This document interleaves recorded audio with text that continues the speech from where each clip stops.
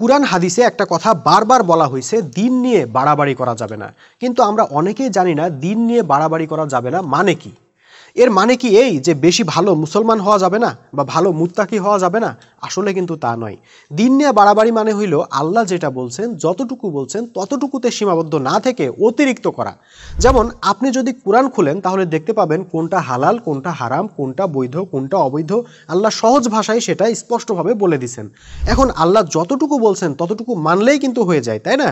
কিন্তু ধরেন একদল মানুষ ভাবলো কুরআন শুধু মানলেই হবে না, এর আরও গভীর অর্থ বোঝা লাগবে। তারা কুরআনের প্রত্যেকটা আয়াত নিয়ে চুলচেরা বিশ্লেষণ শুরু করলো।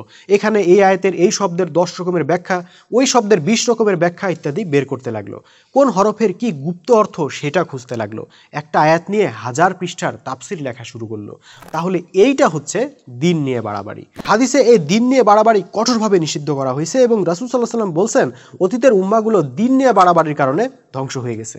কারণ যখনই দিনের অতিরিক্ত চুলচেরা বিশ্লেষণ শুরু হয়েছে তখনই বিভিন্ন বিষয়ে মতভেদ তৈরি হয়েছে, আর তা নিয়েই উম্মাহ ভেঙে টুকরা টুকরা হয়ে গেছে।